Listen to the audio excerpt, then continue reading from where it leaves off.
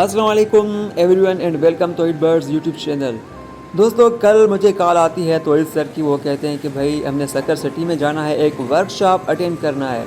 और वो वर्कशॉप था डायमंड डव के रिलेटेड, क्योंकि मैंने एक जोड़ा उनसे रिसेंटली ही लिया था और ये वर्कशॉप बेस्ड था डायमंड डव के ऊपर, जिसके खसूसी मेहमान थे मुफ्ती मोहम्मद आकिफ खान कैफी साहब। माशाल्लाह से क्या उनका बताना था, क्या उनका समझाना था। यकीन करें, मैं समझ रहा था कि मैं बहुत बड़ा शौकीन हूँ, लेकिन बाद में मुझे पता चला जब मैंने ये मीटिंग अटेंड की तो मुझे इसके बारे में, डायमंड डव के बारे में जितनी भी इंफॉर्मेशन थी, मेरे ख्याल से 20 या 30% ही होगी। वीडियो में आगे बढ़ने से पहले यहाँ पर हम कुछ नाम लेना चाहेंगे, जिनमें फैसल शेख, सैयद फुरकान शाह, मोहम्मद आसिफ वामरो साहब, तनवीर अहमद सुमरो साहब। थैंक यू सो मच हमें इनवाइट करने के लिए, अपना प्यार जो है हमें देने के लिए। इस तरह का इवेंट जो है ना हमारे लिए बेशक जो है ना, इसमें कोई शक नहीं है, बहुत ही ज़्यादा इन्फॉर्मेशन का सबब बनता है। और साथ ही सकर डव क्लब की जितनी भी टीम है उसका भी बहुत ज़्यादा शुक्रिया, जिन्होंने हमारी अच्छी तरह से मेहमान नवाजी की, हमारे लिए एक अच्छी ट्रीट का बंदोबस्त किया। जब हम सकर पहुंचे तो हमें लोकेशन जो है वो एसेस करने में थोड़ी मुश्किल हुई, फिर हमने गूगल मैप का सहारा लिया और साथ ही तनवीर भाई जो है ना हमारे साथ फ़ोन पर भी मौजूद थे, जो कि हमें गाइड कर रहे थे, और उनकी मदद से हम पहुंच गए सीधा उनके लोकेशन के ऊपर। बहुत ही कमाल की इन्फॉर्मेशन देखने को मिली, बहुत ही कमाल का इवेंट था। तो ये सब यहाँ पर डिस्कस नहीं करते, डायरेक्ट आपको मीटिंग में लेकर चलते हैं, नहीं तो वीडियो का मज़ा ख़राब हो जाएगा। तो चलिए मीटिंग में चलते हैं। बीमारियाँ पाई जाती हैं, उस बीमारियों का तदारुक क्या है। पता चला एक बर्ड की जो है वो आँख पे दाना निकल आया या पैर के ऊपर दाना निकल आया, तो आपने कहा जी कैफी साहब इसके दाना निकल आया, क्या करूँ। मैंने कहा कि आप जाइए और पॉलीफ्लेक्स लीजिए या बनाना लीजिए या बैटरी सोप लीजिए और लगा दीजिए। आपने लगाया और दाना ख़त्म हो गया। उसके बाद किसी और साथी के पास ये हुआ, उसने कहा मैंने कैफी साहब से पूछा था दाना मेरे बर्ड के निकला था फलानी चीज़ पे, उसने लगाया वो 2 दाने हुए, 3 बन गए। ऐसा होता है। हमारे पास एजुकेशन नहीं है, हमें डिजीज़ का पता नहीं है कि उसके अंदर ये मसला आया किस वजह से। अमूमन आपने देखा होगा डव के यहाँ पे नोज के ऊपर दाना निकल आता है, सिस्ट निकल आती है, हम समझ रहे होते हैं पता नहीं क्या है। कभी बर्ड सीप में आ जाता है, अमूमन लोगों के पास सीप में आ जाता है। अब हम क्या करते हैं, एक को फ़ोन किया आसिफ भाई को, फैसल भाई को, कैफी भाई को, सीप में आया हुआ, मैंने कहा ये करने, आपने 2 दिन किया नहीं हुआ, मैंने इनसे पूछा। हमारे पास जो बर्ड हम ब्रीड करवा रहे हैं उसके डिजीज़, उसकी बीमारियों के बारे में इतनी इंफॉर्मेशन होनी चाहिए कि हम अपने बर्ड को उस बीमारी से अल्लाह ताला के फजल से निकाल सकें और उसको सेहत की तरफ ला सकें अल्लाह के फजल से। दूसरी चीज़, और तीसरी अहम चीज़ ये कि आपको उसकी जेनेटिक पता होनी चाहिए कि मेरे पास ये बर्ड है, बिलफर्ज आप यूँ समझ लें कि इसमें 2 बर्ड बैठे हुए हैं, सबको ही नजर आ रहा होंगे माशाल्लाह। कौन कौन से हैं? डायमंड रेड वाइट और डायमंड वाइट। हम सबको ये पता होना चाहिए कि इसकी क्या जीन कैरी कर रहा है। आया ये रिसेसिव है, आया ये सेक्स रिंग है, और आया ये डोमिनेंट है या ये को डोमिनेंट है। जब तक हमें इसके बारे में पता नहीं होगा हम उससे ब्रीड अच्छी हासिल नहीं कर सकते, हम उस बर्ड को आगे नहीं ले जा सकते। तो ये 3 चीज़ें, पहले तो हमें बर्ड का पता होना चाहिए। आप सबको पता होगा कि किस मुल्क से ताल्लुक होता है डव, किसको पता है, हाथ होता है डव का मकाम कौन सा है? पाकिस्तानी बर्ड तो नहीं है ना डव, या पाकिस्तानी बर्ड है? ऑस्ट्रेलियन है सर। हाथ उठाने को कहा था ना ये ऑस्ट्रेलिया का बर्ड है, ठीक है ना। तो ऑस्ट्रेलिया का बर्ड है, कितनी उम्र होती है इसकी एवरेज? जी 8 से 10 साल इसकी उम्र होती है। 8 से 10 साल ये ब्रीड करता है। कितने साल की उम्र में ब्रीड शुरू करता है? हमारे यहाँ हम लोग तो 5वें-6ठे महीने में, 4 महीने से शुरू करते हैं, ठीक है ना। ये हो गया। और फिर इसकी अक़साम के जरिए, तो हम सबसे पहले अक़साम से शुरू करते हैं मुख्तसर। डव के अंदर जितनी भी अक़साम है, डायमंड है, रेड है, ब्लू है, सिल्वर है, येलो है, ये तमाम की तमाम अक़साम ब्लू को हटाकर अक्सरियत इसके अंदर से रिसेसिव जीन कैरी करती है। रिसेसिव वो बर्ड होता है जिसका मेल और फीमेल जब आप किसी वाइल्ड बर्ड से लगाते हैं तो जो वाइल्ड आता है वो दोनों अपने माँ बाप की जीन को कैरी कर रहा होता है और वो स्प्लिट होता है, यानी आप उससे आगे उसके खानदान को जारी रख सकते हैं, सिवाय ब्लू बर्ड के। ब्लू बर्ड जो है वो इसके अंदर क्या है, वो वाइल्ड बर्ड है, यानी उसका स्प्लिट नहीं होता। समझ आ रही है बात। ये चीज़ें समझने की यूँ ज़रूरी है कि जब हम पेयरिंग करते हैं तो हमारे पास जब तक ये पता नहीं होगा कि कौन सा रिसेसिव बर्ड है, कौन सा सेक्स लिंक बर्ड है और कौन सा डोमिनेंट बर्ड है, तो हम उसकी पेयरिंग को आगे बढ़ा नहीं सकेंगे। तो ये चीज़ हमारे जहन में होनी चाहिए कि जेनेटिकली ये बर्ड जो है ये जीन कैरी कर रहा है, ये बर्ड ये जीन कैरी कर रहा है और ये बर्ड ये जीन कैरी कर रहा है। जैसे हमारा डायमंड है, सिल्वर है, मेरे ख्याल से पाइट सबने लगाए हुए यहाँ पे, सबके पास पाइट बर्ड है। पाइट जो है वो क्या है, जिसको पता है वो हाथ उठाए। पाइट, मैं रेड पाइट ब्लू पाइट नहीं, पाइट जो चीज है वो क्या है?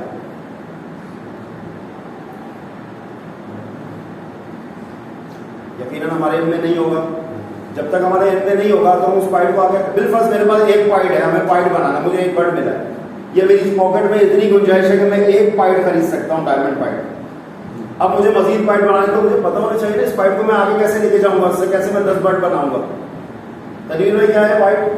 रिसेसिव है। रिसेसिव मतलब हम उसको किसी भी बर्ड से डालेंगे।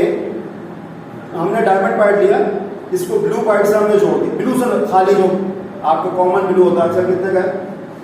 800 का है, 800-600 रुपए का पाइट है, उससे आपने जोड़ दिया। बच्चे आपके पास क्या आएंगे? कॉमन बच्चे आ जाएंगे, वाइल्ड बच्चे आ जाएंगे। वो सारे के सारे स्प्लिट होंगे किसके? पाइट के। जब हमें ये नहीं पता होगा कि पाइट हमारा रिसेसिव है तो हम उसको आगे ले जाना हमारे लिए इंतहाई मुश्किल होगा। तो ये चीजें तो हम यहाँ पे पूरा खोल के हर बर्ड के बारे में नहीं बता सकते, लेकिन ये जरूर हम जान सकते हैं कि कौन सा बर्ड हमारे पास रिसेसिव है, कौन सा हमारे पास डोमिनेंट है और कौन सा हमारे पास सेक्स लिंक है। इसके लिए सबसे बेहतर ये होता है जब वर्कशॉप हो हमारे पास एक कागज पेंसिल होनी चाहिए, क्या हम उसको सेव कर लें, या माशाल्लाह हमारी मेमोरी इतनी टाइट होनी चाहिए, या मोबाइल खतरनाक चीज होनी चाहिए, क्योंकि इसमें तो गलत चीज भी सेव हो जाती है। तो खैर अल्लाह ताला रहम फरमाए। तो ये है कि आपको मालूम होना चाहिए आपके पास वाइल्ड बर्ड कौन सा है, ब्लू बर्ड। ये बेसिक चीज है। देखिए हम सब बेसिक बर्ड पालने वाले हैं ना, जो ग्राउंड बर्ड है हमारा, बेसिक बर्ड है, रूट बर्ड जिसको हम कहते हैं, जिससे हम आगे बढ़ते हैं, तो वो हमें मालूम होना चाहिए। ब्लू बर्ड हमारा कौन सा है? ये वाइल्ड बर्ड है। वाइल्ड बर्ड वो होता है जिसको आप किसी भी बर्ड के अंदर शामिल करते हैं तो आपको पता चल जाता है कि दूसरा बर्ड हमारे पास क्या है। ठीक है, हर जीन के अंदर, हर स्पीशीज के अंदर एक बर्ड जो होता है वो वाइल्ड होता है। तो इसमें ब्लू जो है वो वाइल्ड है, उसके बाद सारे रिसेसिव और रेड जो है उसमें से बास सेक्सलिंग है और बास जो है ना वो पहला बड़ा के रिसेसिव है। ये फिर आगे जाके लंबी कहानी है। तो फिलहाल तो ये समझ लें हम लोग कि बर्ड ये जीन कैरी कर रहा होता है। यहाँ पे मेरी बात हुई साथियों से तो पता चला माशाल्लाह सब बहुत अच्छा बर्ड ब्रीड करवा रहे हैं, लेकिन उसके अंदर चंद मसाइल हैं साथियों को। सबसे बड़ा मसला क्या होता है कि हम बर्ड ब्रीड करवा लेते हैं, हर शेड के अंदर 6 बच्चे, 8 बच्चे, 10 बच्चे, 20 बच्चे मौजूद होते हैं, लेकिन वो बच्चा बिकता नहीं। मेरे ख्याल से मेजॉरिटी को ये मसला दरपेश होता है, या तो बिकता नहीं है, और अगर बिक रहा होता है तो बहुत सस्ते रेट में जा रहा होता है, अच्छे पैसे नहीं मिल रहे होते, यही होता है। तो मेरी बात याद रखिए कि हर बर्ड अपनी एक वर्थ रखता है। वर्थ से मतलब यह है कि उसकी एक कदर होती है, उसकी एक वैल्यू होती है। हर बर्ड अपनी वैल्यू के हिसाब से बिकता है। सबसे पहले हमने ये देखना होता है कि हम जो बर्ड ब्रीड करवा रहे हैं आया उसकी वैल्यू क्या है।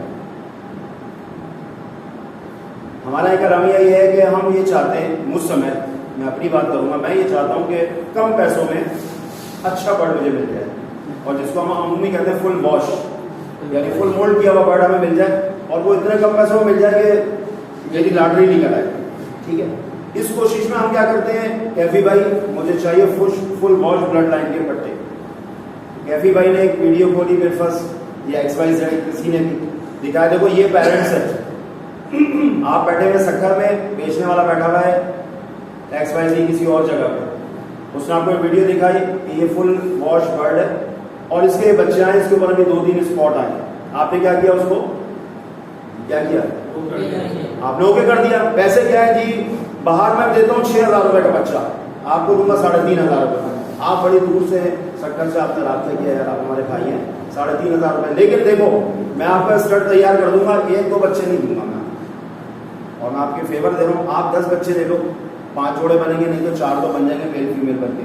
आपने कहा इससे बड़ा मेहरबान तो कोई होगा नहीं, आपने वो पढ़ ले लिया, उसके बाद साल भर इंतजार के बाद भी उसने शर्ट मुंडी सफेद करनी है, उसके बाद कुछ सफेद नहीं होगा। ऐसे होता है, और ये मसाइल हमारे साथ भी हो रहे हैं, आपके साथ भी हो रहे हैं। अब जो बर्ड 20 to 30% वॉश हुआ है या क्लियर हुआ है या मोल्ड किया है, वो बच्चे क्या निकालेगा, मामा नहीं निकालेगा। वो बच्चे ऐसे ही निकालेगा जैसे वो पेरेंट्स है। और अगर उसके बिलफर्स क्लिक कर रहा है किसी अच्छी लाइन से, लेसर बर्ड भी होता है जो बर्ड खुद क्लियर नहीं होता लेकिन अपने बच्चे क्लियर निकालता है, लेकिन जब आप बेचेंगे लोग आपसे देखेंगे इसके पेरेंट्स मुझे दिखाएं और वो पेरेंट्स बिल्कुल ब्लैक होंगे, तो क्या आपसे वो बच्चा खरीदेगा कोई? वो ये तो नहीं देखेगा इसके ग्रैंड पेरेंट्स कहाँ पर हैं, कौन कहती भाई हमें नहीं पता, हम तो आसिफ भाई को जानते हैं, यही होता है ना। तो सबसे पहले अपने कुर्बो जवार में आप नजर रखें, सबसे बेहतरीन काम होता है किसी भी बर्ड को खरीदने का सबसे अच्छा तरीका ये होता है कि आप उसके शेड में जाएं। अगर वो आपको अपने शेड में ले जाते हैं तो वेल एंड गुड, शेड में ले जाते हैं तो अपने घर में तो बुला सकते हैं ना कि फैसल भाई है ऊपर शेड लगा हुआ यहाँ रहते हैं, मुझे बर्ड चाहिए, उसके पेरेंट्स को देखें, पेरेंट्स देखने के बाद उसके बच्चे खरीदें और कोशिश ये करें कि बर्ड जितना हो सके अपने करीब से करीब तक जगह से खरीदें। ये मेरा आपको सबसे पहला मशवरा है। मेरे पास भी 70-80 जोड़े लगे हुए, मैं ये कह सकता हूँ मुझसे खरीदें, लेकिन ये बेवकूफ़ी है। ना इतनी दूर से मैं आपको अच्छा बर्ड दे सकता हूँ, ना इतनी दूर आके आप अच्छा बर्ड ले सकते हैं, और ना मैं उसकी कोई गारंटी तो कोई भी नहीं दे सकता। तो जब आपके अपने इलाके में यकीनन ऐसे साथी तो होंगे ना जो पुराना काम कर रहे हैं, जिनके पास क्वालिटी बर्ड लगा हुआ है, कोशिश करते हैं क्वालिटी बर्ड लेने की, तो आप खरीदारी के बाद बर्ड उनसे परचेज करें ताकि आपके पास एक अच्छी लाइन आए, एक स्ट्रॉन्ग लाइन है। और यकीनन जो आदमी अच्छा बर्ड ब्रीड करवा रहा होगा वो कोशिश कर रहा होगा कि मैं स्टैंडर्ड पर आऊँ और स्टैंडर्ड बर्ड जो है ना वो परचेज करूँ। अब आपको मैं एक अच्छा सादी सी मिसाल देता हूँ। एक बर्ड वो है जो स्टैंडर्ड के ऊपर है। अब हम यूँ देख लेते हैं कि आज ये बर्ड आया था, पीछे कौन सा बर्ड बैठा हुआ है? डायमंड पाइट। ऐसे इसको फिर पकड़ लो। असल में 2-4 दफा पकड़ने में बेचारा जाना इतना आ जाता है स्ट्रेस में बर्ड, लेकिन क्या करना चाहिए। ये डायमंड बर्ड है, डायमंड पाइट। हमने देखा था कि ये डायमंड पाइट है, ऐसी है ना जी, किसी को कुछ और तो नहीं लग रहा? नहीं। अब ये डायमंड पाइट बर्ड है, ये जिन साहब का बर्ड है उन्होंने किसी और को दे दिया, लेकिन उन्होंने आज मुझे कहा कि मैं वापस ले रहा हूँ उसे। ऐसी हुआ जी, मतलब मजाक में कहा या तफरी, लेकिन कहा था ना, ऐसी हुआ है ना। वजह क्या हुई कि इनको पता चला कि ये रेड का स्प्लिट है, ये मेल है ना जी, ये रेड का स्प्लिट है। अब इसकी कीमत बढ़ गई, ऑटोमेटिकली बन गई, बढ़ गई ना। हमें खुद नहीं पता हमारे पास क्या बर्ड है, हम अपनी बर्ड की वैल्यू खुद नीचे कर रहे हैं, समझ रहे बात। इसलिए आपके पास जो मेरा पहले बात थी वो कि आपके पास बर्ड जो है उसकी पूरी नॉलेज आपके पास होनी चाहिए कि आपके पास जो डायमंड पाइट है वो आपने किससे लिया है, उसके क्या पेरेंट्स हैं, उसकी क्या एज है और वो किस तरह की ब्रीड कर रहा है। हत्ता कि ये भी देखा जाता है कि वो 6-7 महीनों में जो ब्रीड कर चुका है उसकी हिस्ट्री क्या है। ये बर्ड खरीदते हुए पूछा जाता है, सिर्फ आंखें बंद करके स्पॉटेड 2,500 रुपये का बच्चा नहीं खरीदा जाता, क्योंकि जो 2,500, 3,000, 4,000 रुपये का बर्ड लिया फिर पता चला वो आपको 2,500 के बच्चे भी नहीं दे रहा, फिर क्या होगा? आप फेडअप हो जाएंगे, आप सस्ते दाम में बेच देंगे और फिर उसके बाद हॉबी में से एक अच्छा कीमती बंदा शॉर्ट हो जाएगा, कम हो जाएगा, और फिर आप कल को दूसरे को क्या कहेंगे, यार डब वब छोड़ो, कचरा है। ऐसी होता है ना, यार मैंने इतने पैसे लगाए मेरे को भी नहीं आया, और जो आया वो बिका नहीं। बिका यूँ नहीं कि आपके पास उसकी पेडिग्री नहीं थी, उसके खानदान का असब नसब का आपको मालूम नहीं था। तो बर्ड खरीदने से पहले सबसे पहले अपने कुर्बो जवार में देखें, सबसे अच्छा बर्ड जिसके पास हो, अच्छी लाइन का बर्ड हो, उससे खरीदने की कोशिश करें। और ये याद रखें कि अच्छी चीज़ क्या होती है, अच्छी चीज़ महंगी होती है। जो चीज़ जितनी अच्छी होगी, लैंड क्रूजर लेनी हो, पजीरो लेनी हो, तो वो हमें FX और अल्टो के पैसों में DRP भी नहीं मिलेगी, उसके लिए हमें वर्क बढ़ानी पड़ेगी। कहने को यही है कि यार गाड़ी तो गाड़ी है, 4 पहिए उसमें भी है, वो भी पेट्रोल ले रही है, ये भी पेट्रोल, उसमें भी AC है, लेकिन वो आप कहेंगे लग्जरी है, अच्छी है, क्वालिटी है उसके अंदर, उसकी ये क्वालिटीज़ हैं, लॉन्ग रूट में जा सकते हैं। मैदान वाला यही खड़ा होगा, दूसरा जो है वो मुल्तान पहुँच चुका होगा। तो हर जो अच्छी, ये दरवाजा बंद कीजिएगा कभी बर्ड निकल जाता। अच्छी चीज़ जो होती है वो कीमत में महंगी होती है, लेकिन उसका फ़ायदा ये होता है आपको कि जब आप उसको आगे सेल करते हैं तो वो भी अच्छे पैसों में जाते हैं, समझ रहे हैं।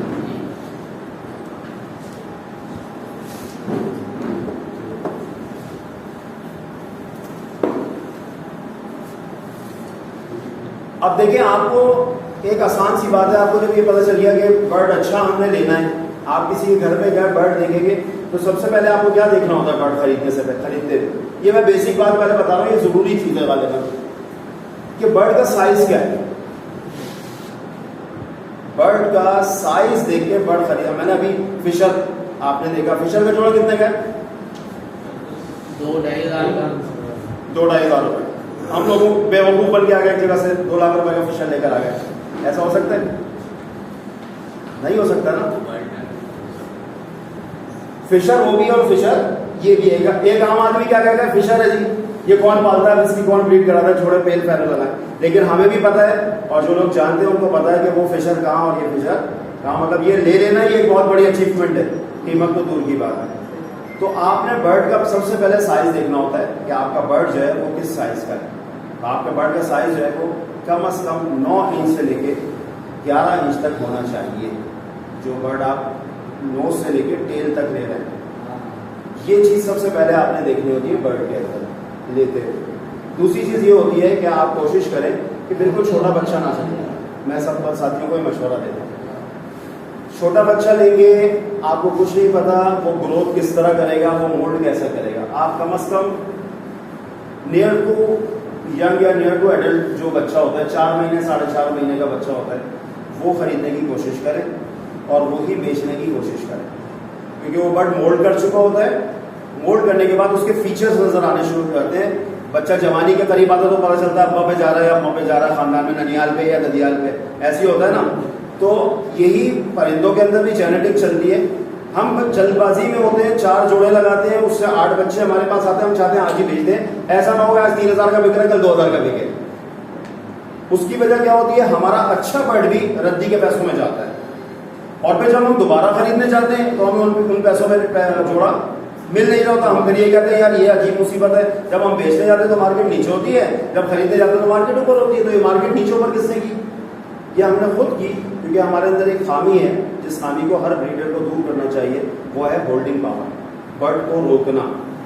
4 बच्चे निकलते ही इस फिक्र में ना रहें कि हम इसको बेच के जल्दी से पैसे बना लें और जेब में डाल लें, बल्कि 4 बच्चे निकले तो आप कोशिश करें कि आपके पास जब 40 बच्चे हों तो आप मार्केट में इन हो। क्योंकि हमने ये देखा है अभी तक कि जब आप मार्केट में सेल की आवाज़ लगाते हैं, फॉर सेल या बराए फरोख्त की, तो जो आपके पास खरीदार आता है ना, अगर आपके पास 2 बच्चे होते हैं और आपसे वो पूछता है कितने बड़े, आप कहते हैं 2 हैं, तो कहता है अच्छा यार मैं सोच के बताता हूँ। कहता है यार ये तो एक जोड़ा पालने वाला बंदा, ये ब्रीडर नहीं। हमारे एक कॉन्सेप्ट बन चुका है, अगरचे ब्रीडर तो एक जोड़े को भी ब्रीड कराने वाला होता है, लेकिन हम ये सोचते हैं कि जिसके पास बहुत सारे बर्ड होंगे वो अच्छा ब्रीडर होता है। तो आदमी की बात ये होती है कि वो पहले अपना स्टड तैयार करता है, उसके अंदर होल्डिंग पावर होनी चाहिए। खालिद भाई से भी बात हो रही थी कि मेरे पास ब्लू पाइट का और सिल्वर पाइट का ऑर्डर है, हम ये कहते हैं कि रेट नहीं मिल रहा, मैं आपको मुंह मांगा रेट दिलवाने को तैयार हूँ। ब्लू पाइट कितने का जोड़ा है? साथी अपने अपना बताए। 80-90 जी। और कोई साथी बताए यहाँ पे ब्लू पाइट कितने का? खालिद 80-90 ऐसी है जी, 80-90 हज़ार। अगर आपको कोई बंदा आ जाए बोले 80,000 रुपए का मैं एक बर्ड खरीदूंगा, कौन मना करेगा अपने से? कोई ऐसा तो कहेगा मुझे नहीं बेचना, लेकिन मुझे 40 बर्ड चाहिए अभी आधे घंटे में। 40 बर्ड है हमारे पास, नहीं। नुकसान किसका हो रहा है? ना हमारा हो रहा है। लोग बैठे हुए हैं कि आप हमें हर महीने 40, 50, 60 बर्ड, 100 बर्ड भी दे दें। हमारे पास बर्ड, नंबर ऑफ बर्ड नहीं है। वजह ये कि मेरे पास 2 बच्चे निकले, मैंने बेच दिए। भाई डायमंड का भी ऑर्डर आता है, कराची से सक्कर आते हैं, सक्कर से दूसरे इलाकों में भी बर्ड जा रहे हैं, हमारे पास बर्ड ही नहीं। अगर एक पार्टी आती है वो कहती है मुझे 100 बर्ड चाहिए, तो हम उसको ये कहेंगे कि 20 हम देते हैं, 20 तुम फलाने से ले लो। कहेगा यार मजाक क्यों कर लो, रेट तो मैं अच्छा दे रहा हूँ, बर्ड तो पूरा दो। तो अपने अंदर हमने सबसे पहले होल्डिंग कैपेसिटी पैदा करनी है कि हम बर्ड को जमा कर सके। उसके लिए हमें अपना माइंड जो है ना वो चेंज करना पड़ेगा। क्या चेंज करना पड़ेगा? हमें बर्ड्स बतौर बिजनेस नहीं रखना है, बतौर हॉबी रखना है, बतौर शौक रखना है। शौकिया ब्रीड करवानी है, हॉबियर बन के ब्रीड करवाना है, फैंसियर ब्रीड करवाना है। ऐसा कि हमारा बर्ड आ रहा है हम रोक रहे, बर्ड आ रहा है रोक रहे, कोई टेंशन नहीं है, हमें सब्र करना है, जिसको कहते हैं सब्र। और सबर का फल क्या होता है जी? मीठा ही होता है, अल्हम्दुलिल्लाह। जब आप हॉबियर बन जाएंगे ना, इसको अपना हॉबी बना लेंगे इसको, तो ये हॉबी खुद ब खुद आपके बिजनेस में कन्वर्ट हो जाएगी।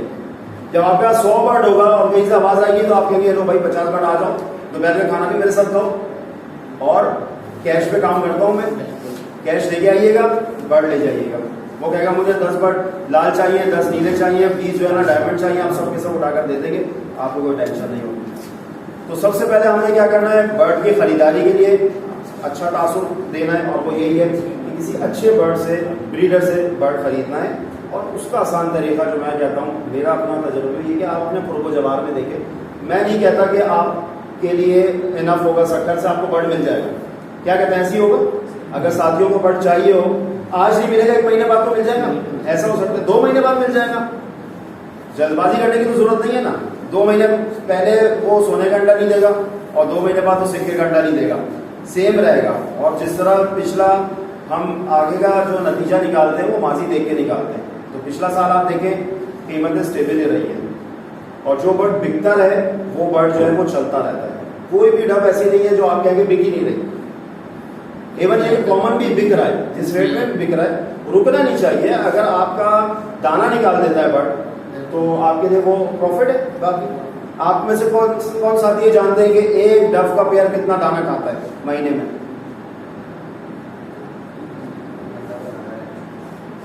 पहले भी बताया था 1 किलो खा जाता है। चले हाँ किलो में ले लें। आपका क्या अपना एवरेज आप लोगों का खर्चा क्या है? एक पाइट डफ अगर है, डायमंड पाइट डफ, 1 महीने में कितना दाना खा लेते हैं? कितने का लगा? एक जोड़ा 1 किलो खाए। 1 किलो खा लेगा। कितने का दाना बन रहा है 1 किलो? 1 किलो 350 का बन रहा है। 350 का। शहंशाह आजम मुगलिया बाबर जो था उसके दौर की डफ पालने वाला। आपका नाम क्या है?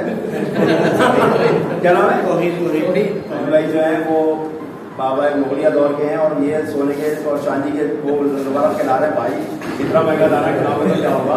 तो मतलब एक कौम वो होती है जो कहती है डफ तो कचरे में बनती है, और एक कौम वो है जो है ना ये माशाल्लाह अल्लाह मुबारक, अच्छी बात है। लेकिन एवरेज बनाएं, एवरेज निकालें। देखिए बर्ड पे खर्चा करना चाहिए। मैं तो यही साथियों को कहता हूँ कि जब बर्ड खुश होगा तो वो इंशाल्लाह आपको खुश करेगा, यानी उसकी ब्रीड वक्त पे आएगी, अनफर्टिलिटी नहीं होगी, बच्चे अच्छी ग्रोथ करेंगे। एक एवरेज ले, एवरेज दाना बनाएं। किसी कंपनी की तरफ जाने की मेरे ख्याल से जरूरत नहीं है, आप खुद कंपनी है। आपकी अपनी एक रेसिपी होनी चाहिए।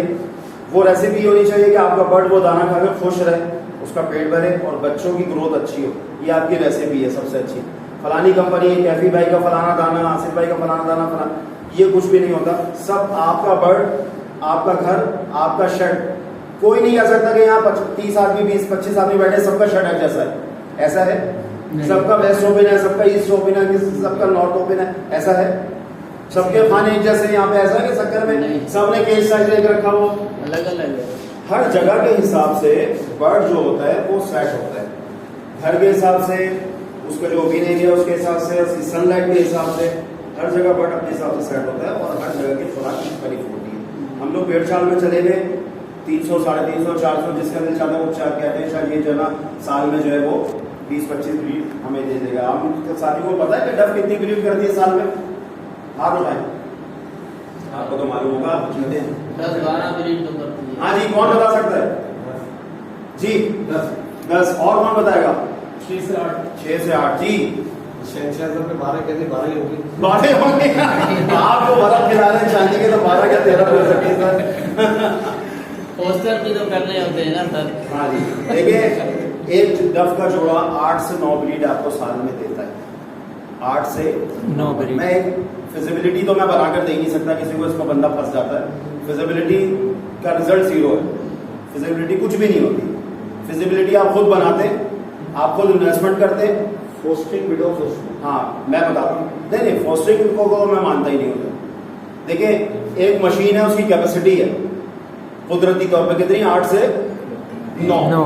आप उसको फोस्टिंग पे ले जाते तो कितनी कर लेंगे आप? 10 से 12। बर्ड में क्या बचा? अनफर्टाइल हो जाएगा अगले साल। जबरदस्ती ब्रीड ले रहे। कैल्शियम तो उसकी बॉडी से जा रहा है ना, हमारे पास से तो कुछ भी नहीं जा रहा। ये तो जुल्म करते हैं।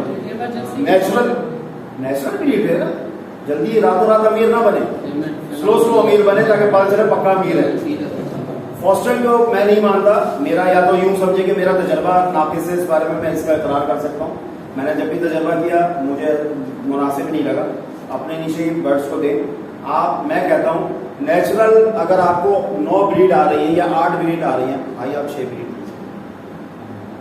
ये आपका असासा है, ये आपका एसेट्स है। एसेट्स वो होता है जिसको आप संभाल के रखते हैं और मुश्किल वक्त में वो आपके काम आता है। अगर आप उसको ज़्यादा चलाएंगे तो 1000 किलोमीटर वाला ऑयल जो है वो 6 दिन में पूरा हो जाएगा, और वही आदमी 1000 किलोमीटर चलाएगा तो पूरा महीना भेज सकता है। अगर आप यूं कर लें या यूं कर लें, कान पकड़ लें इस तरह, बर्ड वीक होगा, अनफर्टाइल हो जाएगा, डेड एंड शेल शुरू हो जाएगा। आप उसको लामाला किसी और को देंगे, वहां भी नहीं करेगा, वो कहेगा यार देखो फजूल बर्ड मुझे पकड़ा दिया। इस तीसरा इलाज तो नहीं, पका के खाएंगे तो नहीं, नया बर्ड आपको ऐड करना पड़ेगा। तो इससे अच्छा आप 6, मैं कहता हूँ 6 महीने आप ब्रीड लें उससे, और 3 महीने आप अपने बर्ड को टोटली रेस्ट दें। हमारे पास क्या केज साइज है? 2 बाई 1.5, 2 बाई 1.5, 2 बाई 1.5, 1.5 बाई 1.5 जी। और 1 बाई 1.25 वाले भी है कुछ साथियों जो 12 खाने होते हैं, वो सब छोड़ चुके माशाल्लाह, जबरदस्त। ये तो बहुत अच्छा काम किया। 2 बाई 1.5 का हमारे पास वो केज है, उसके अंदर हम ब्रीड करवाते हैं। 2 बाई 1.5 ये हो ठीक। एक बर्ड जो फ्लाई करता है उसके लिए ये फ्लाई काफी। ग़िज़ा हम दे रहे हैं चांदी की बार, देखिए अगर हम देखें तो हम अपने से ज्यादा अच्छा ग़िज़ा दे रहे होते हैं अपने बर्ड को। सॉफ्ट फूड भी तो, फलाना भी तो, मेडिसिन भी, पानी का भी ख्याल, लेकिन हमने उसको जो उसकी नेचुरल रिक्वायरमेंट है वो पूरी की है। तो उसका निज़ाम जो अंदर का जो अल्लाह ताला ने कुदरती बनाया, क्या वो सही चल रहा होगा? उसके बाद हम उसको अंडे भी फॉस्टर कर रहे हैं, इधर किए 10 दिन 7 दिन बाद दोबारा अंडे आ जाते हैं।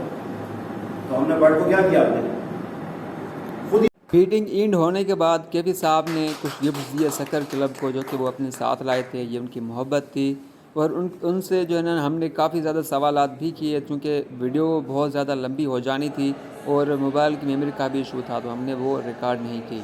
उसके बाद हम जो है वापस आए, नमाज़ पढ़ी, अल्लाह का शुक्र अदा किया और वापस से अपने घर को चले गए। तो जनाब वीडियो कैसी लगी आपने लाजमी से कमेंट करना है, लाइक करें और शेयर करें।